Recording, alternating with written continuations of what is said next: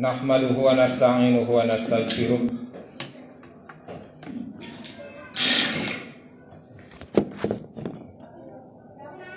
wa na'udzu billahi min syururi anfusina wa sayyiati a'malina.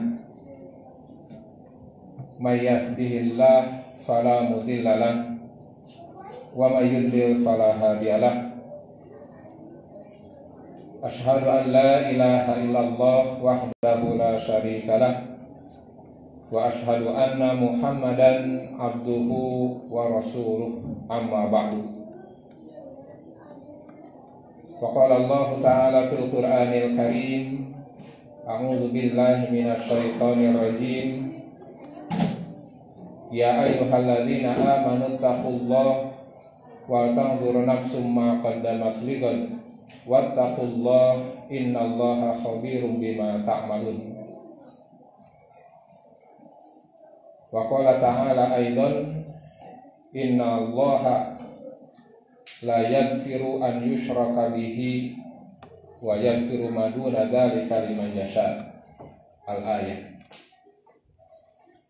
Hadirin ikhwatu iman, sidang Jumat yang sama-sama mengharapkan keridhaan Allah Subhanahu wa taala. Alhamdulillah, puji dan syukur kita panjatkan kepada Allah Subhanahu wa taala yang telah memberikan kepada kita semua bermacam-macam kenikmatan, nikmat kehidupan, nikmat kesehatan, nikmat kesempatan, dan tentu yang paling utama nikmat keimanan. Yang dengan nikmat-nikmat dari Allah kita mampu melaksanakan, kita mampu melangkahkan dua kaki kita ke tempat yang mulia ini untuk melaksanakan satu di antara kewajiban kita kepada Allah Subhanahu wa taala, yaitu ibadah Jumat. Mudah-mudahan Jumat kita kali ini diterima oleh Allah Subhanahu wa taala sebagai amalan sholihan, dan mudah-mudahan mampu mengantarkan kita semua kepada janji Rasulullah sallallahu alaihi wasallam, as-salawatul khamsu wal jumu'atu ilal jumu'ah mukaffiratun lima bainahuma. Salat yang 5 waktu tiap-tiap salat, dan dari Jumat ke Jumat, tiap-tiap Jumat, tiap-tiap ibadah Jumat, semuanya adalah penghapus dosa. Mudah-mudahan Allah mengampuni dosa kita semua. Amin ya rabbal alamin. Hadirin ikhwatu iman, pengampunan dari Allah Subhanahu wa taala ini adalah perkara yang paling utama dalam kehidupan kita. Sebab yang akan menjadi beban bagi kita semua nanti di akhirat adalah dosa. Kalau kita bandingkan jumlah ibadah, jumlah perintah Allah Subhanahu wa taala dengan apa yang Rasulullah sallallahu alaihi wasallam dan Allah Subhanahu wa taala larang kepada kita, maka hadirin ikhwatu iman, beban taklif, beban ibadah kita sungguh sangat ringan dibandingkan dengan perkara-perkara yang harus kita tinggalkan. Dari 24 jam kehidupan kita, hadirin ikhwatu iman, waktu kita beribadah kepada Allah dalam makna, dalam arti ibadah mahdoh, ibadah yang ditentukan oleh Allah Subhanahu wa taala, itu sangat sedikit. Jumlahnya kalaupun kita bisa hitung, misalnya kita ukur saja dengan rukun Islam, hadirin ikhwatu iman, syahadat cukup sekali. Itu pun kalau kita masuk Islam. Kalau kita yang lahir dalam keadaan muslim, tidak ada kewajiban syahadat lagi. Kalaupun ada syahadat-syahadat yang kita bacakan, tentu itu termasuk ke dalam ibadah yang lain.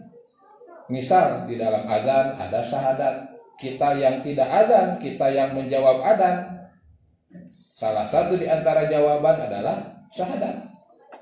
Kemudian ibadah lain yang ada syahadatnya, misalnya sholat.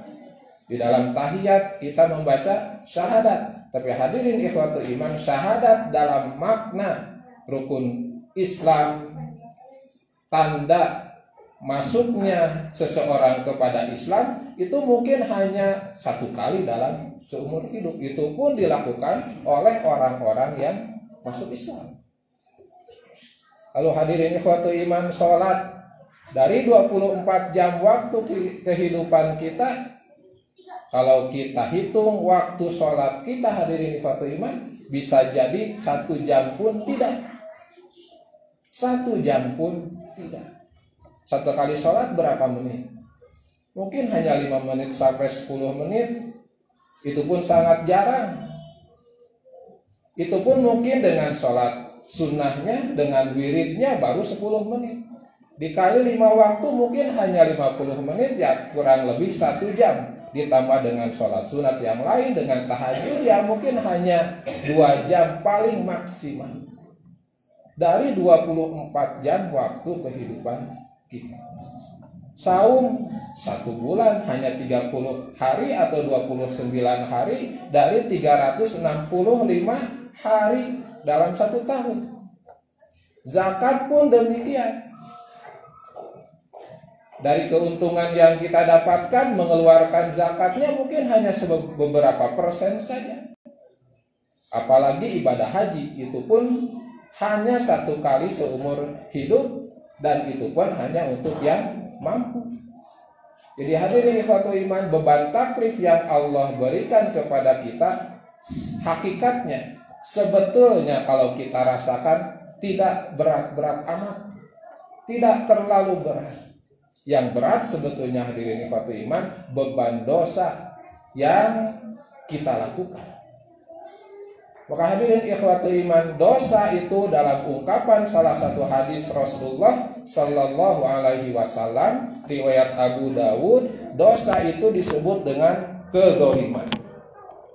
Jadi dosa itu disebut dengan kezaliman, baik itu zalim kepada Allah Subhanahu wa taala ataupun zalim kepada diri sendiri dan juga kepada orang lain. Dalam hadis riwayat Abu Dawud, Rasulullah Shallallahu Alaihi Wasallam menjelaskan az-zulmu salah satu, kezaliman itu ada 3. Yang pertama, fadzulmun la yaghfirullah, kezaliman yang tidak akan diampuni oleh Allah Subhanahu wa taala. Yang kedua, wadzulmun yaghfiruhu, ada dolim, dosa yang diampuni oleh Allah Subhanahu wa taala. Dan ada jenis dosa atau kezaliman yang ketiga, wadzulmun la yatrukuhu, kezaliman yang tidak pernah ditinggalkan. Jadi ada kezaliman yang diampuni oleh Allah ada kezaliman yang tidak diampuni Allah, ada kezaliman yang diampuni Allah, dan ada kezaliman yang tidak akan ditinggalkan. Ini yang ketiga ini disebut kezaliman yang akan diampuni dengan syarat dan ketentuan. Kezaliman yang pertama, zalim yang tidak akan pernah diampuni oleh Allah Subhanahu wa taala adalah kezaliman yang sangat besar, kezaliman yang Allah Subhanahu wa taala sebut zulmun kabir. Dalam salah satu nasihat Luqman di surat Luqman ayat 13, Allah Subhanahu wa taala mengingatkan kepada kita, wa idz qala Luqmanu libnihi, dan perhatikanlah, ingatlah ketika Luqman berkata kepada anaknya, kepada putra kesayangannya, ya bunayya, wahai anakku, la tusyrik billah, janganlah engkau syirik, menyekutukan Allah, menyamakan Allah dengan makhluk, atau sebaliknya menaikkan derajat makhluk sehingga sama dengan Allah Subhanahu wa taala. Itu kemusyrikan. La tusyrik billah, jangan pernah musyrik. Inna syirka la dzulmun kabir, sebab syirik itu adalah kezaliman yang besar.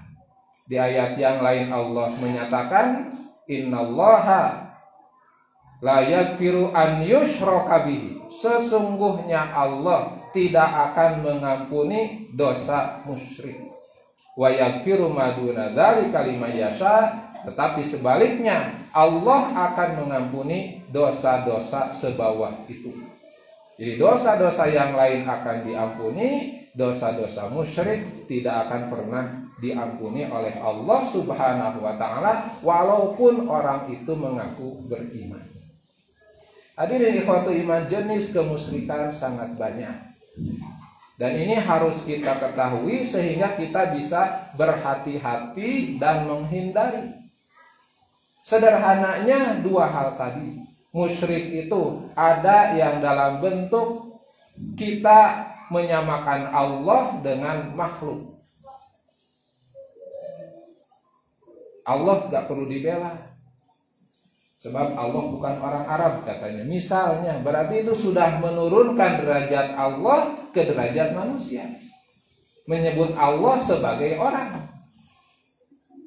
Hadirin ikhwatul iman, Allah bukan makhluk, bukan orang. Maka dalam menyebut Allah, tentu hadirin ikhwatul iman tidak boleh menggunakan lafaz-lafaz, kata-kata, diksi-diksi, redaksi-redaksi yang menurunkan derajat Allah Subhanahu wa ta'ala. Hati-hati, bisa jadi itu kemusyrikan. Walaupun dalam tanda kutip tidak menyembah selain Allah. Tapi ketika menurunkan derajat Allah, menyamakan Allah Subhanahu wa ta'ala sebagai makhluk, sebagai khalik, disamakan dengan makhluk, hati-hati. Bisa jadi itu kemusyrikan. Sebab rata-rata pemahaman manusia, pemahaman orang-orang yang disebut musyrik itu yang menyembah selain Allah. Lalu bisa jadi hadirin ikhwatul iman, jenis kemusyrikan yang kedua adalah menaikkan derajat orang sehingga memiliki salah satu atau menganggap selain manusia ataupun manusia benda memiliki salah satu dari kekuasaan Allah Subhanahu wa ta'ala. Bisa jadi hadirin ikhwatul iman ada di antara kita ketika sakit lalu membeli obat, lalu mengatakan obat ini manjur ku obat ieu mah cager. Hati-hati hadirin ikhwatul iman. Sebab hakikatnya penyembuh adalah Allah Subhanahu wa ta'ala. Obat tidak punya kemampuan untuk menyembuhkan. Obat itu hanya untuk mengobati, namanya juga obat, bukan menyembuhkan. Mengobati gejala sakit, bukan menyembuhkan penyakit. Mengobati gejala sakit. Atau kalaupun lebih dari itu, membunuh salah satu jenis penyakit. Kena virus, kena bakteri, dibunuh oleh obat itu, obat penyakitnya. Tapi siapa yang menyembuhkan hadirin ikhwatul iman? Allah Subhanahu wa ta'ala. Atau misalnya menganggap ada orang punya kemampuan menyembuhkan, ada orang punya kemampuan memberikan perlindungan, menganggap orang punya kekuatan yang hakikatnya kekuatan itu milik Allah. Mengetahui masa depan misalnya, sebab masa depan, masa lalu, masa sekarang semuanya ada dalam kekuasaan Allah. Ketika kita mempercayai orang yang bisa menerawang masa depan dan lain-lain, hakikatnya kita menyamakan makhluk dengan Allah Subhanahu wa ta'ala melalui salah satu kekuasaannya. Percaya kepada pawang hujan misalnya, termasuk hadirin ikhwatul iman, sebab yang menurunkan hujan, menghentikan hujan, hakikatnya adalah Allah Subhanahu wa ta'ala. La tusyrik billah, innasyirka la zulmun adzim. Jangan pernah menyekutukan Allah, menganggap Allah sama dengan makhluk, menganggap makhluk memiliki satu kekuatan dari kekuatan Khalik. maka itu adalah kezoliman yang sangat besar, dan ini jenis zolim yang pertama, zolim yang tidak akan pernah diampuni oleh Allah Subhanahu wa ta'ala. Pernah Rasulullah Shallallahu Alaihi Wasallam menggambarkan di akhirat nanti dalam hadis riwayat Imam Bukhari, hadisnya sangat panjang, bercerita tentang atau menggambarkan tentang bagaimana kondisi di akhirat. Rasulullah sujud sangat lama meminta ampunan di akhirat. Jadi di akhirat itu Rasulullah masih membela kita semua. Rasulullah sujud di hadapan Allah meminta syafaat. Maka di antara manusia itu ada yang selamat diberikan syafaat, ada yang tidak diberikan syafaat. Ada yang tetap di dalam neraka, tidak dikeluarkan dari neraka. Itu artinya ada kezoliman yang tidak diampuni oleh Allah, dan itu jenis kezoliman yang pertama. Lalu jenis kezoliman yang kedua adalah kezoliman yang dilakukan oleh manusia kepada dirinya sendiri. Yang ini tentu jenisnya bisa jadi sangat banyak. Yang kita sebut dalam bahasa sehari-hari kekeliruan atau kesalahan. Hadirin ikhwatul iman, kesalahan kita dalam berbicara, kesalahan kita dalam bersikap, kesalahan kita dalam melakukan banyak hal, itu semua tetap dicatat oleh Allah Subhanahu wa ta'ala sebagai suatu kesalahan, sebagai suatu dosa. Maka dosa ini karena terkait dengan diri kita sendiri, sholat tidak khusyuk, sholat ditunda-tunda, zakat tidak sempurna, ibadah jauh dari sempurna, atau dosa-dosa kita lakukan, kemaksiatan kita lakukan, itu semua tidak terhindar dari pencatatan baik malaikat ataupun Allah Subhanahu wa ta'ala. Dosa-dosa seperti ini mungkin diampuni oleh Allah Subhanahu wa ta'ala. Makanya kita setiap hari diperintahkan oleh Rasulullah seperti tadi dibacakan di muqaddimah, as-shalawatul khamsu, salat yang 5 waktu, wal jumu'atu ila jumu'ah, dari Jumat ke Jumat kita laksanakan salat, kita laksanakan ibadah.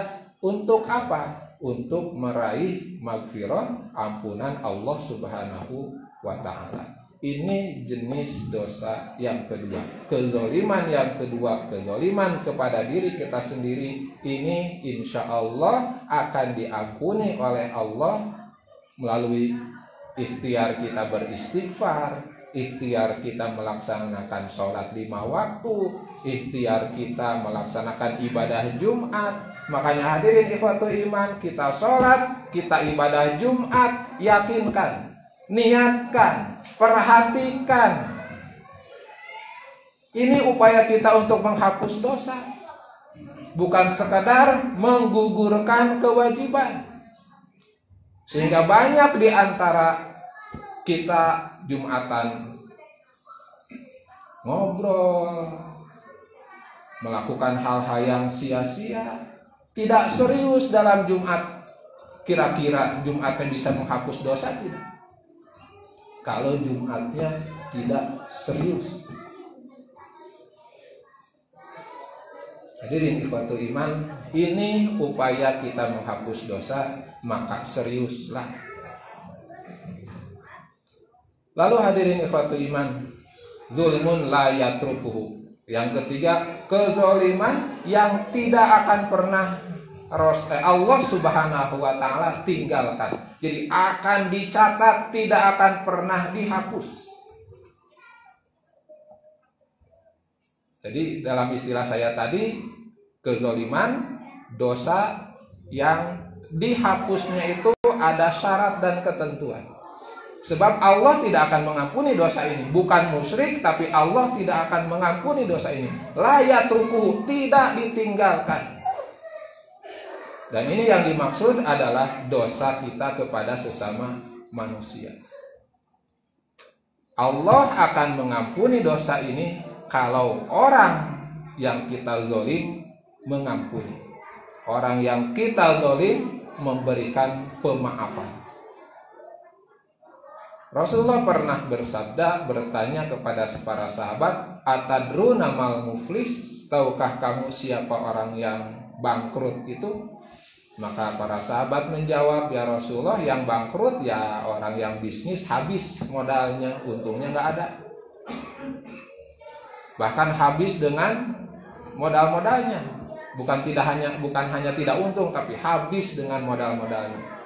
Maka kata Rasulullah, bukan itu yang aku maksud, bukan itu.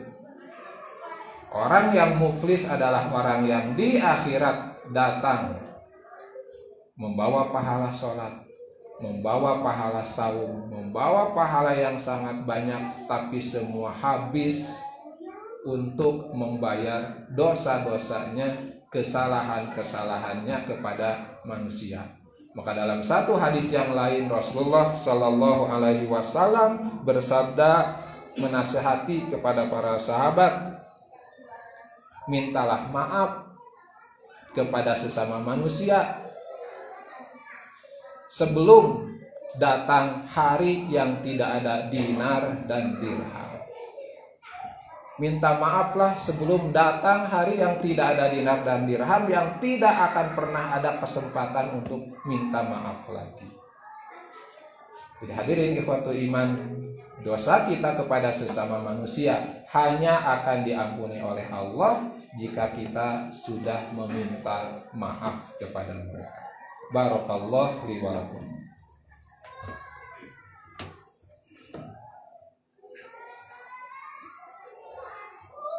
Alhamdulillahirabbil alamin. Wa bihi nasta'inu ala umuri dunya waddin. Asyhadu an la ilaha illallah wahdahu la syarikalah wa asyhadu anna Muhammadan abduhu wa rasuluh, amma ba'du. Hadirin ikhwatul iman, Allah Subhanahu wa taala sangat besar pemaafannya kepada kita, maka Rahman dan Rahimnya Allah ini harus kita kejar selama kita di dunia. Allah mengatakan, ya ayyuhalladzina amanu, wahai orang-orang yang beriman, ittaqullah, bertakwalah kepada Allah, wal tanzur nafsum ma qaddamat lighad, dan hendaklah kita perhatikan apa yang sudah kita siapkan untuk hari akhir. Apakah dosa? Apakah pahala? Maka hadirin ikhwatul iman, mumpung kita masih di dunia, persiapkanlah, perhatikanlah bekal-bekal kita. Jangan sampai bekal ibadah kita habis karena kezaliman kita, baik yang sadar ataupun yang tidak kita sadari. Itu saja yang bisa disampaikan. Mudah-mudahan ada manfaatnya. Mudah-mudahan Allah Subhanahu wa taala mengampuni dosa-dosa kita semua melalui ikhtiar ibadah kita, ikhtiar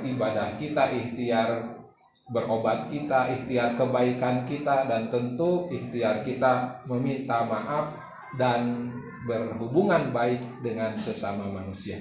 Rabbana la tuzigh qulubana ba'da idh hadaitana wa hab lana min ladunka rahmah innaka antal wahhab.